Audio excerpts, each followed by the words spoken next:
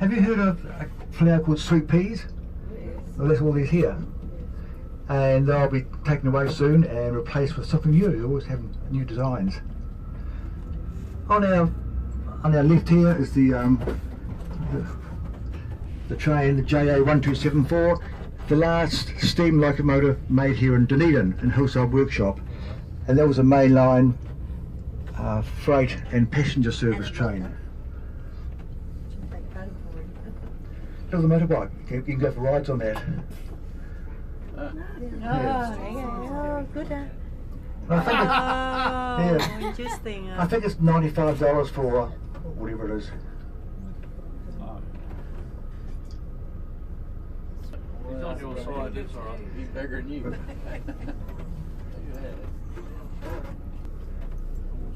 Is the old ladies' jail, and that's sorry, not the old ladies' jail. It's the old jail for ladies, and that's been closed now for about 15 years, and it's going to be proposed to be a bed and breakfast, accommodation, a restaurant. There's all sorts of ideas that's going to happen, but we're still waiting. So if you come back in 2 years' time, probably still saying the same thing. On the left-hand side is the Early Settlers Museum, and that depicts early Dunedin, early New Zealand. And it was originally a bus depot. You can see the exit way there and the entrance way there, and the buses came in there. And where that white bus is there, in front of that you'll see the Chinese Garden. And the Chinese Garden is only the third authentic Chinese garden outside of Shanghai, just right there. Oh. And the building was built in Shanghai, then dismantled and brought over here and reassembled as a Chinese Garden. The Chinese Garden is used for conferences, weddings, or just want some quiet time. They've got a huge pond in there and all that sort of thing. So it's quite a great building. We're very lucky. And our mayor, our previous mayor, was Chinese, and they had a sister relationship with Shanghai, and that's how he got it. The Chinese Garden.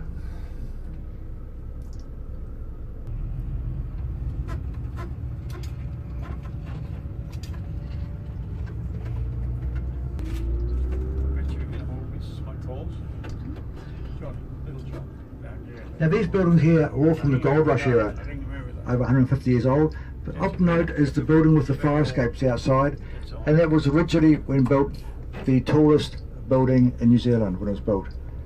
Not now of course, but it was then, so it's quite a marvellous feat. So when was the Gold Rush? The Gold Rush, you're on page 67 of the commentary, but I'll tell you now.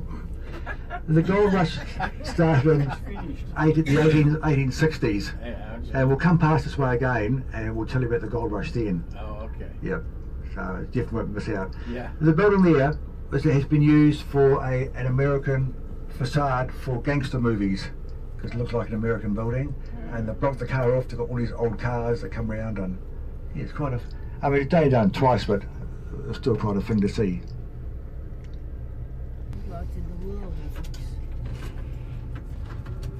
Big whole green and tree. The Gold Rush in the 1860s, a lot of these buildings here are from the Gold Rush era. They're big, you know, they're very big.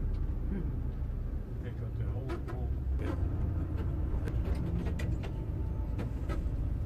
Yeah. building homes. Yeah, that's what I was. Flying on the right hand side, the Otago Daily Times, and that is the oldest newspaper in the country.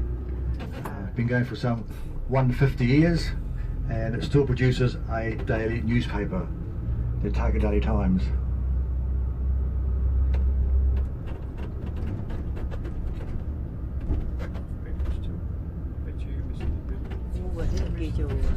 And of course, on our right is the ex-Kibreef place, now all come and gone. And directly in front of us there, and that is a teaching hospital as part of the university. Can you see on the right hand side there the big jumping pad there for the kids up there? It's a big giant trampoline for the children's ward. Your kids, the helicopter pad. Hello. So yeah, so that's the public hospital, and that's where they're going to, I guess, move the whole thing across to the Kibreef building eventually.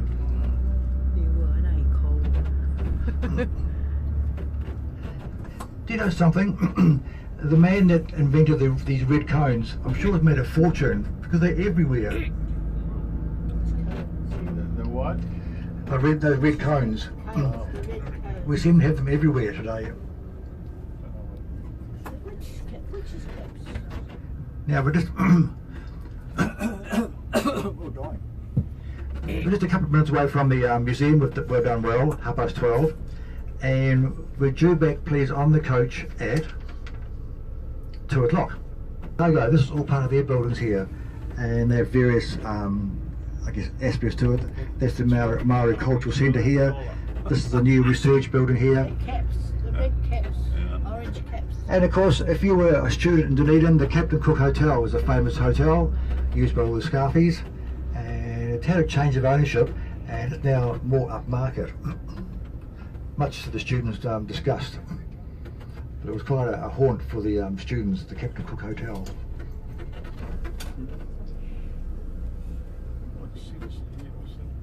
And I'll take you in and we'll meet the lady who can look after the building.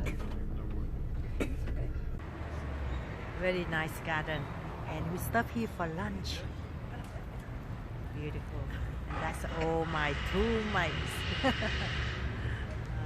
It's lucky we come with all the adult people. Yep.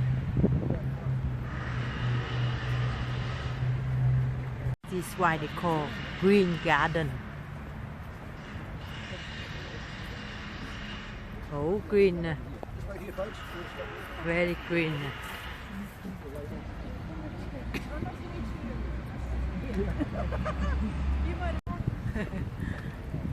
So we are going to the museum. It's very cold and chill outside now. This is why it's called New Zealand is a 4-season country. But lucky I got my coat. Otago Museum. It's good to take the tour. Otherwise, oh, hổ tired.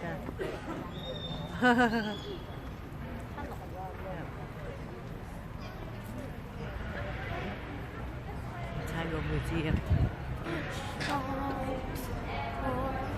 Emu. Wow. Wow. It looks like KFC. Coffee. Email. Follow ở Trần Rong này.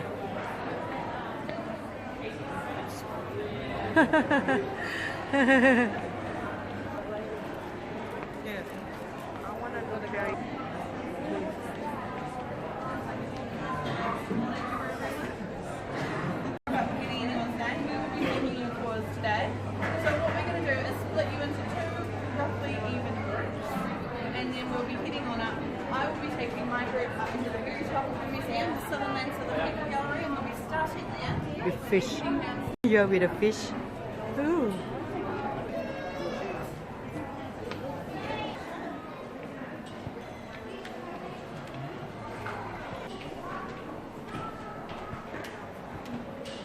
Very big museum.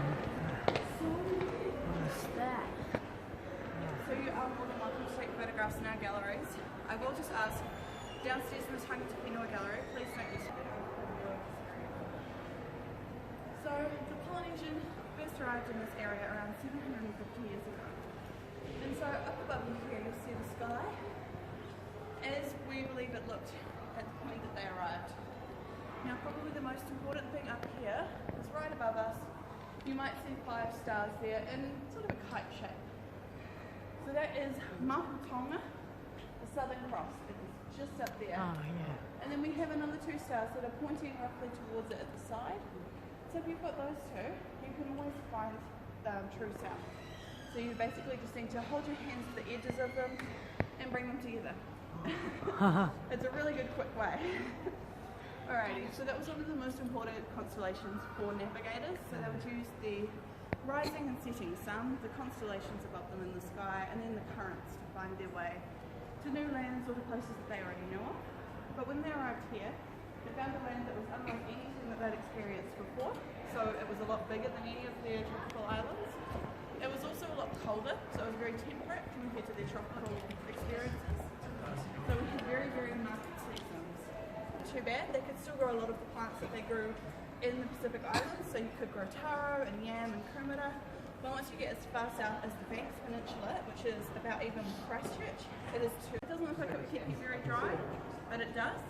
And so its structure is a bit more like felt than most crystalline stones, which means it doesn't break very easily and it holds an edge quite well. So here we have some toki. So these are woodworking tools that'd be used for making very, very large roughabouts and things like that. Not so much for fine work. Nowadays they're very much a decorative item, and you could a big raised line along the side where they filed it down on both sides and then just snapped it off. Yeah.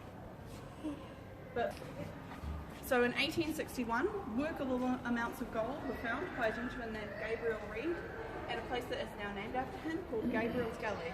It's about 40 minutes inland from here. And so they still do mine for gold in New Zealand, but they go down into the ground and crush it out of quartz reefs and use chemicals to leach it out. When